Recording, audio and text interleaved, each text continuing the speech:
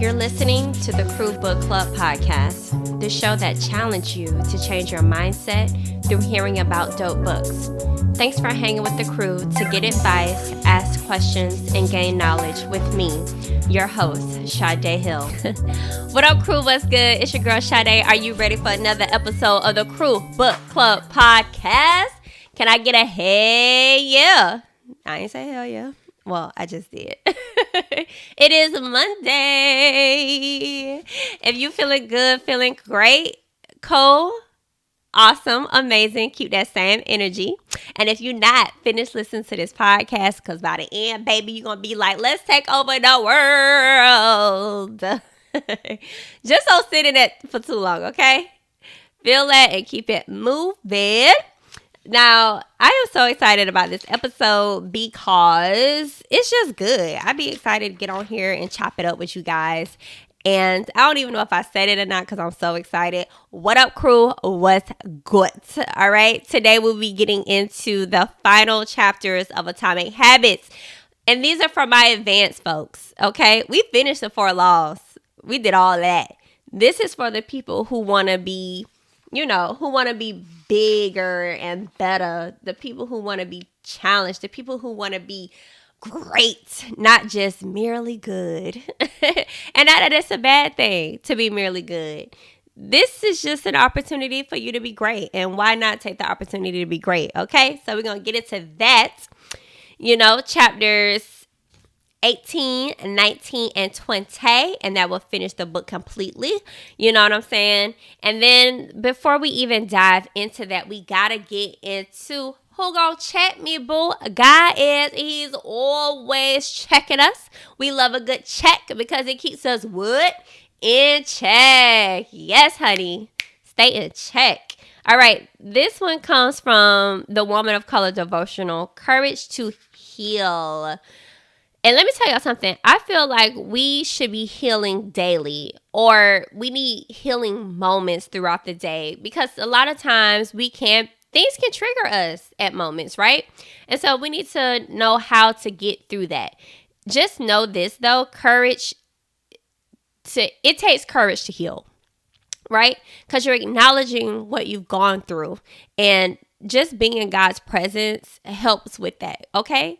Because he guides us in a direction to do the things we need to do to be better, which ultimately will heal us. Ooh, bombs dropping already. All right. It comes from Woman of Color Devotional Journey, Courage to Heal, page 45. And it's 2 scriptures that stood out to me the most. Psalm 72:14, wait on the Lord, be of good courage, and he shall strengthen thine heart. Wait, I say, on the Lord. And in regards to that, waiting on the Lord requires courage, okay? It requires us to take stock of where we are in him and what direction we are headed. I think we talked about this so many times about when we're in a state of confusion or not knowing, or the unknown, uncertainty, and all those things, worry. And when our faith is being tested, it's like, let's make sure we're really in his presence so he can help us with our next direction. And waiting on him is so important because we be so steadfast that we need it now. When God is like, hold on, sis. Wait. I got you. All right.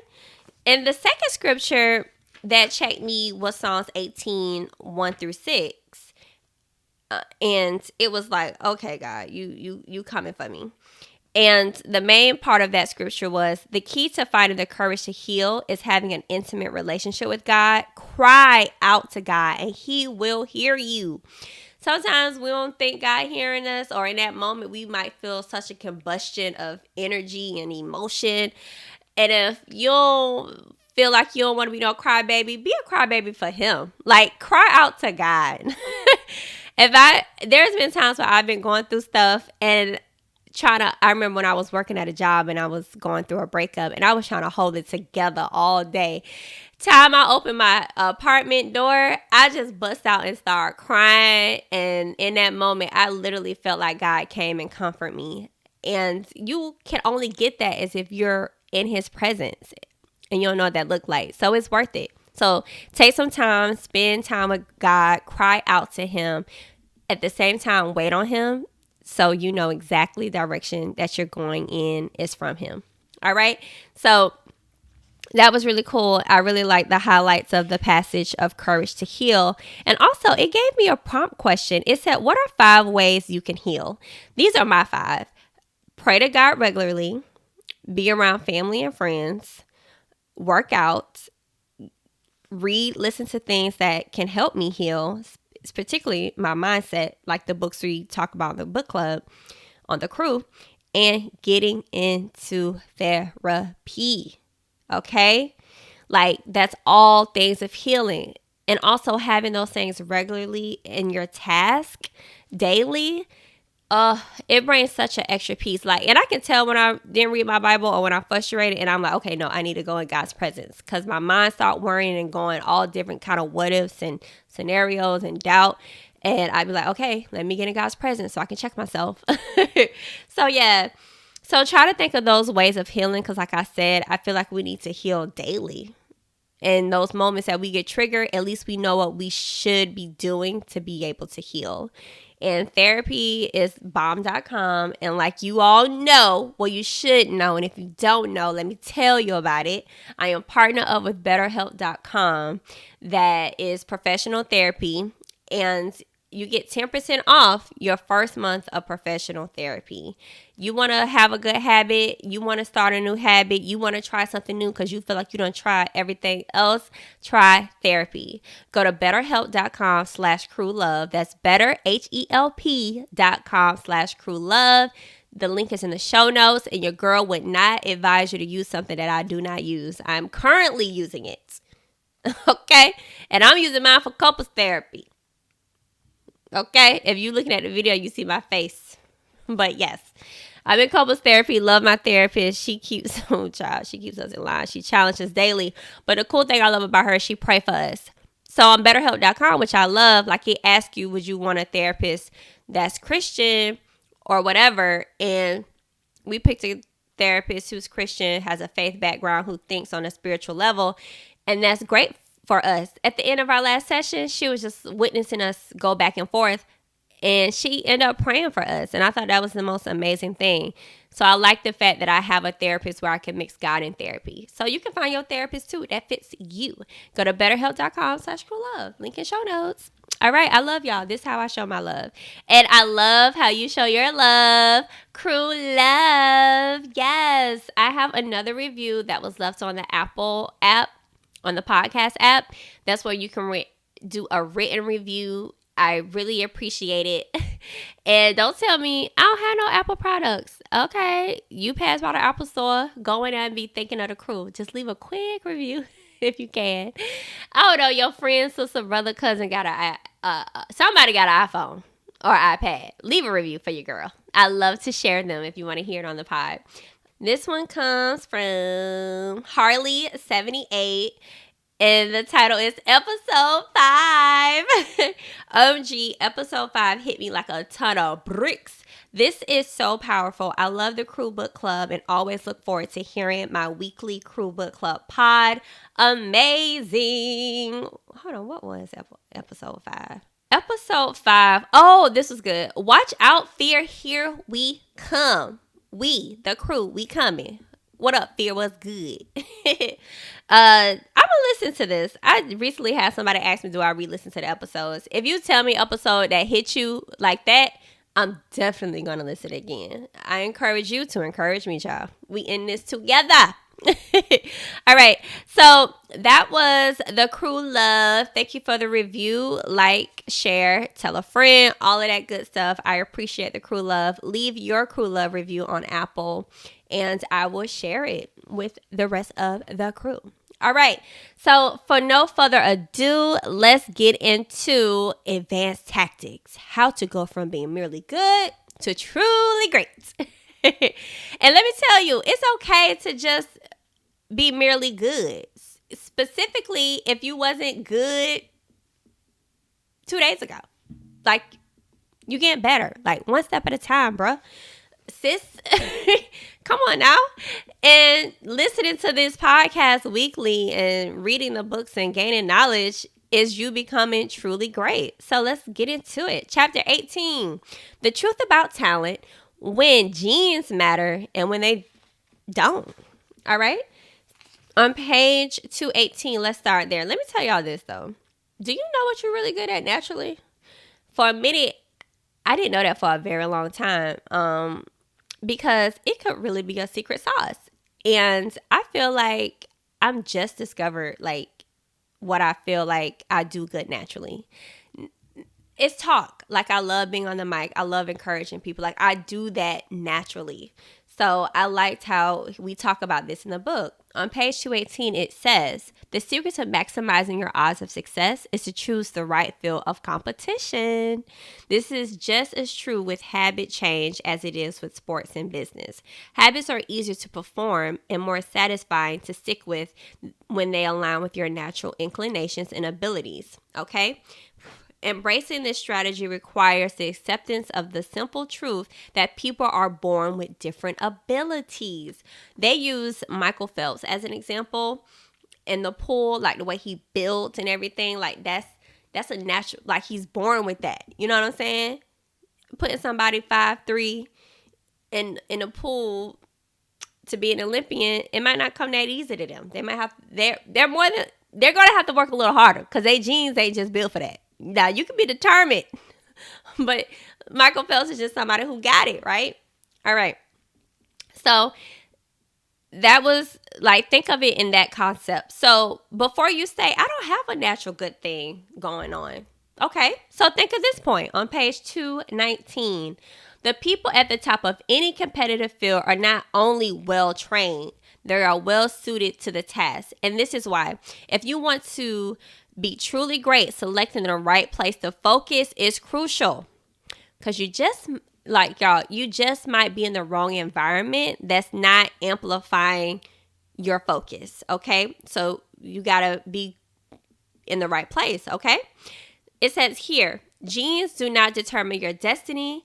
They determine your areas of opportunity. The key is to direct your effort towards areas that both excite you and match your natural skills to align your ambition with your abilities.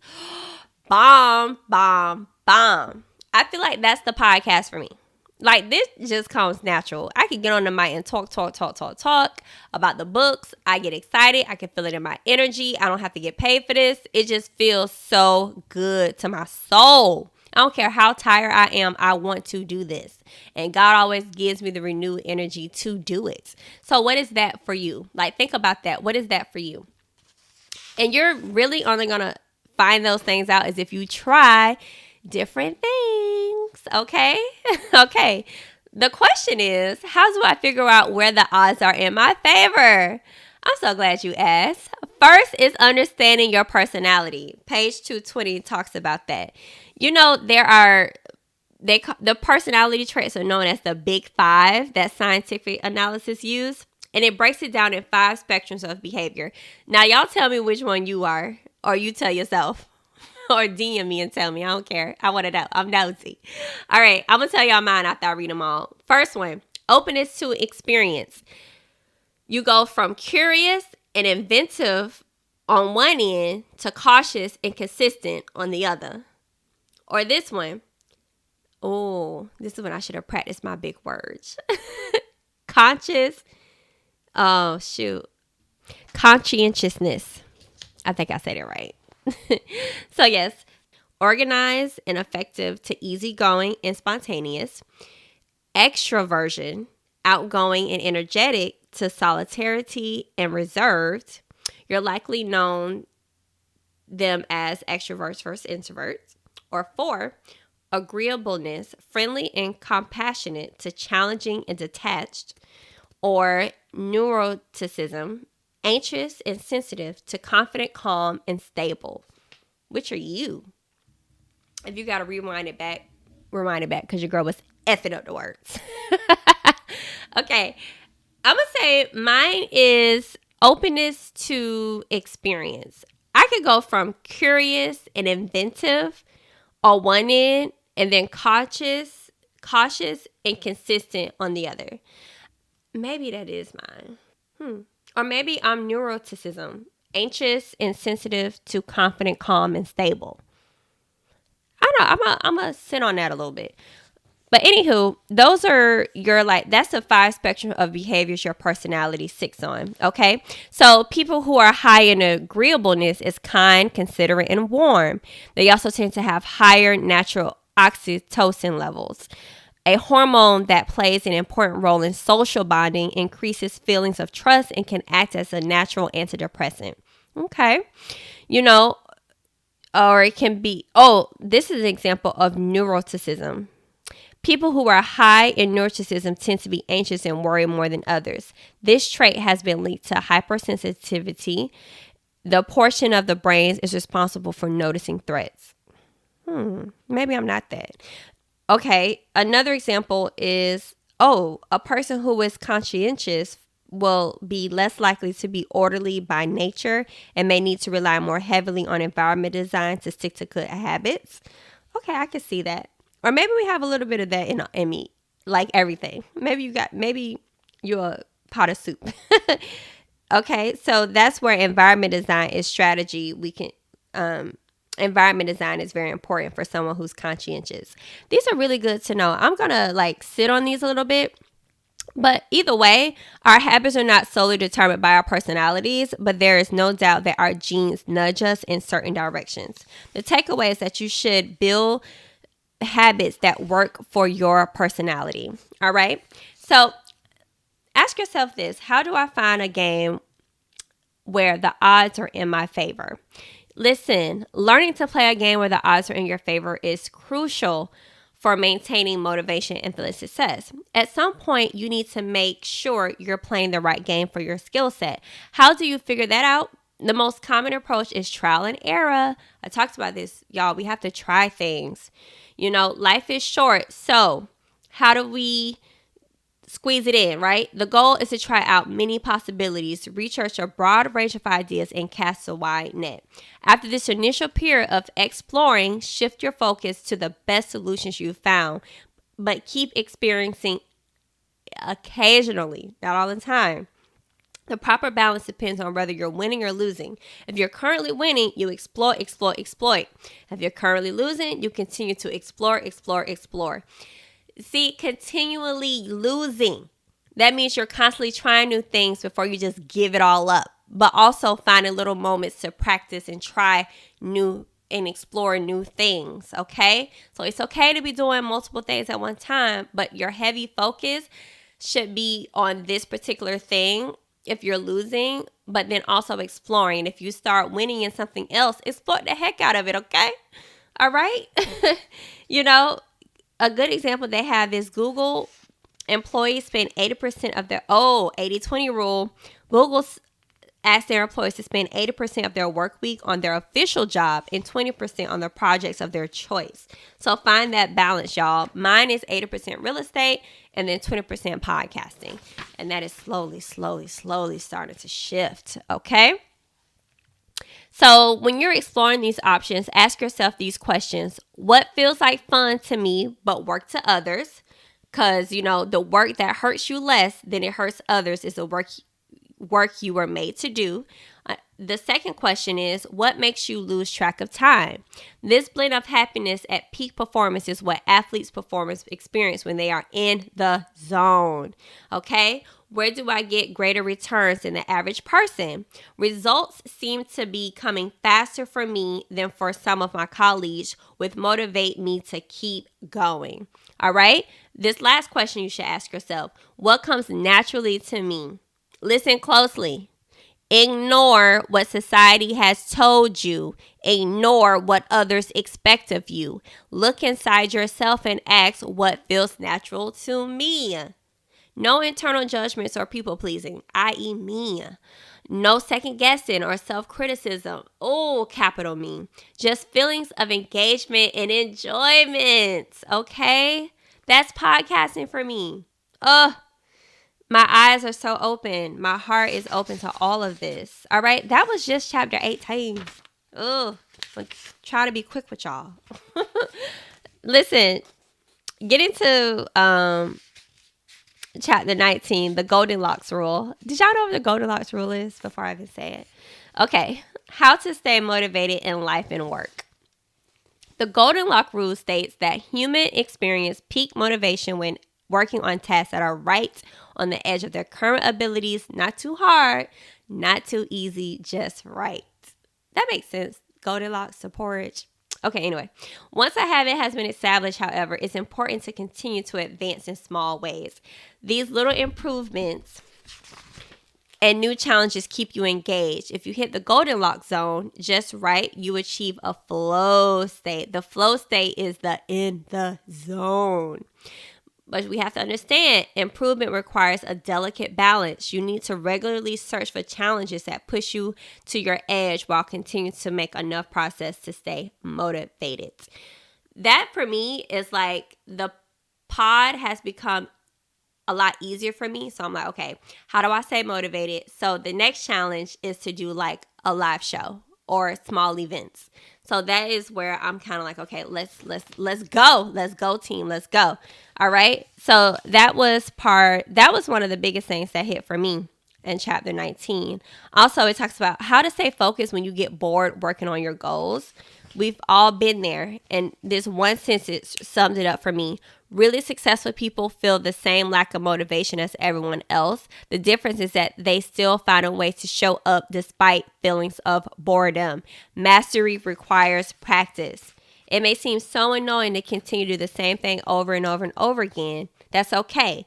Like it says here, it doesn't matter what you're trying to become better at. If you only do the work when it's convenient or exciting, then you'll never be consistent enough to achieve remarkable results.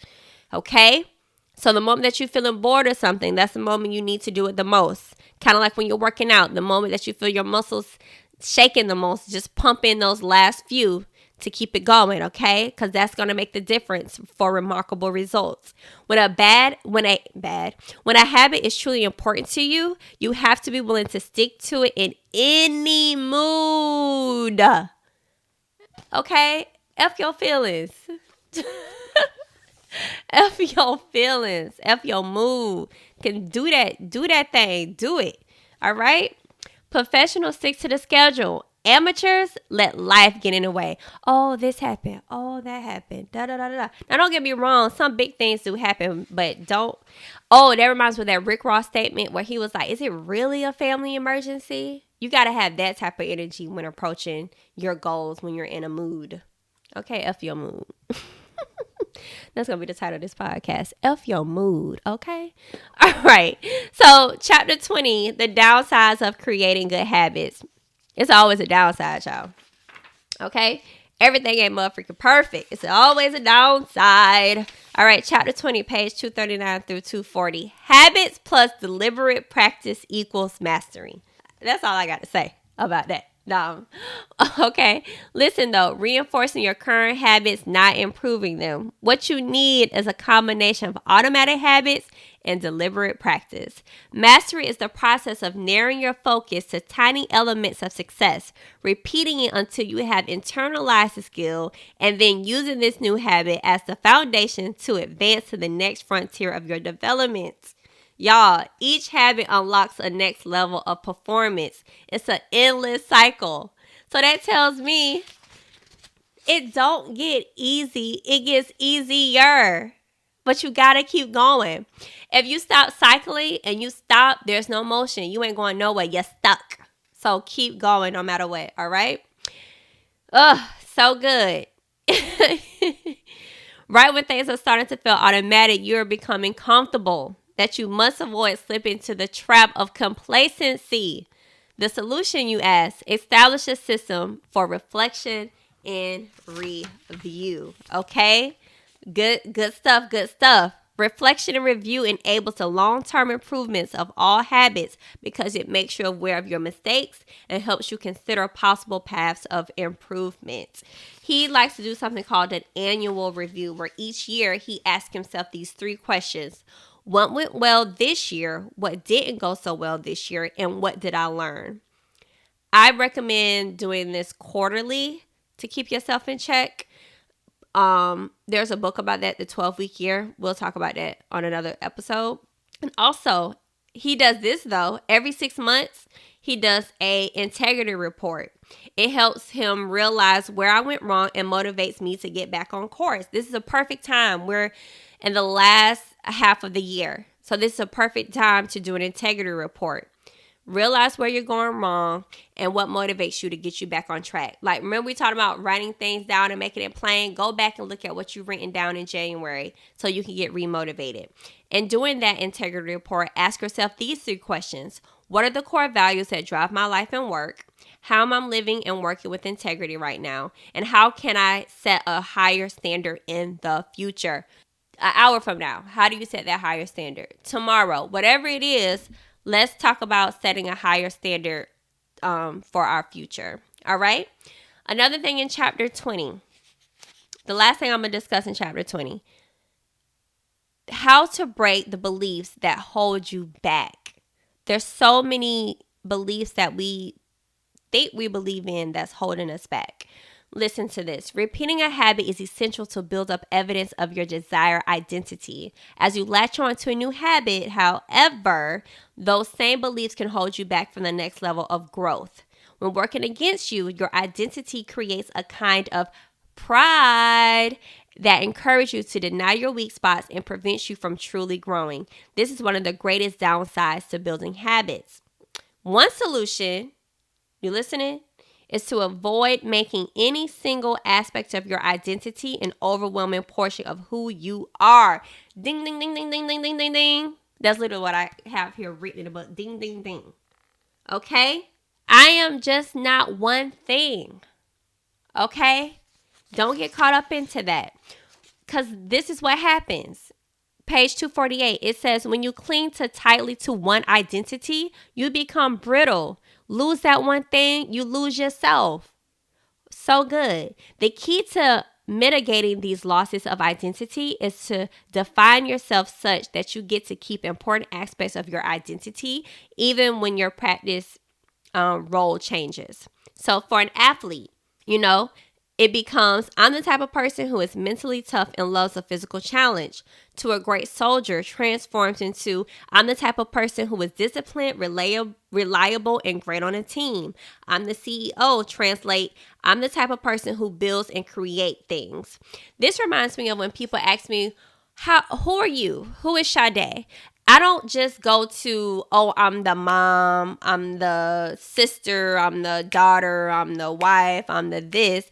I come from a place of, I am a strong, organized, effective, and efficient person, which allows me to be a great mom, a great wife, a great realtor. You know what I'm saying? A great podcaster. So try to find ways to not define yourself of what you do, but define the things of that make you who you are to be able to do what you do. I hope that makes sense. Okay. All right. And it says this in the book as well. When choosing effectively, and an identity can be flexible rather than brittle. Like water flowing around an obstacle, your identity works with the changing circumstances rather than against them. Because change is always going to happen. So we might as well be like water and flow with the changes. So that was how we advanced to go from being merely good to being truly great. What a way to end the book, y'all. In conclusion, I highlighted this in this section. It says, the holy grail of habit change is not a single 1% improvement, but 1,000 of them. It's a bunch of automatic habits stacking up, each one fundamental unit of an overall system. It all works together for your good. So that was the conclusion of our book, Atomic Habits, Tiny Changes, Remarkable Results. And I just hope you guys really enjoyed this. I have. I really enjoyed this book. Hope you order it. The link will be in the show notes to do that. Also, you can listen to it on Audible, but I just highly recommend reading it as well. When you're listening to it on Audible, don't forget Audible offers a plethora of other activities and things that you can listen to, as well as performances and all of those cool things. So I have a link in the show note for you to try free Audible for 30 days premium experience. Check that out. The link is in the show notes as well. Okay, so Let's get into what would the crew do? Oh, ho, ho, ho, ho. These crew advice, killing it. Killing it, killing it, killing it. I love it. I had posted and I got a plethora of questions that came in. I did go with the first one that I got in my DMs, and it was, how do you gauge when you have taken too much on when you are ambitious? This is so good because I feel like I'm such an ambitious person. And what really made me I looked some stuff up outside of just my thoughts. I did some research for you guys. Not a lot, y'all. Don't get too excited. This thought did come to mind. And when we're ambitious, a lot of times we get caught up on the outcome and the results. But what I'm learning is, and the more I read, it's about being in love with the process and not being goal driven. Like, it's okay to have goals, right? Like, put that goal over here. Remember, the goal is Z. Goal is the letter Z.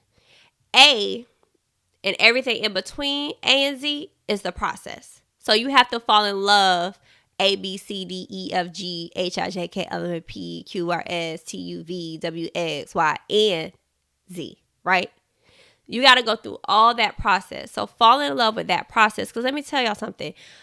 You can reach Z, and then there's going to be another goal of Z, and you got to get through A, B, C, D. You got to do it all over again. So when it comes to being ambitious, because a lot of times we just focus on the goal, but focus more so on the process. So then that had me wondering. I went and looked up, I typed in exactly the question that you asked me, and I came across this article by Benjamin Sylvia, What to Do When Ambition Works Against You, to Slow Down, Enjoy, Give Thanks, Donate Time, and Dream anew. The bottom line is, it says, with great aspiration comes great responsibility. If we allow the fire of ambition to blaze beyond control, we risk hurting others. We risk harming ourselves by learning to slow down, enjoy, give thanks, donate time, and dream anew. We make space for breath, balance, patience, and perspective. We continue to reach for the stars, but we do so with the solid ground beneath our feet. Ooh, that was really good. So maybe practicing those things, those top 5 things. Ooh, that's been reappearing. We talked about top 5 things to do when you're healing, and now we just talked about top 5 things to do when our ambitious gets the best of us. So this is really good. Top 5.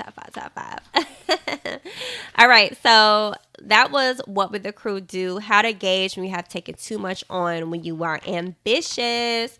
All right. So I cannot leave you without a quote of the week. The quote of the week comes from our author, James Clear, page 225. It says, when you can't win by being better, win by being different.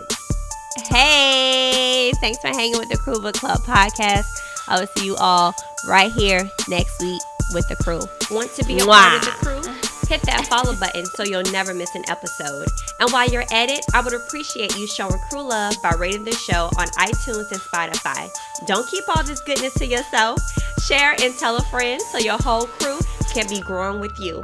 Let me be the first to tell you, welcome to the crew.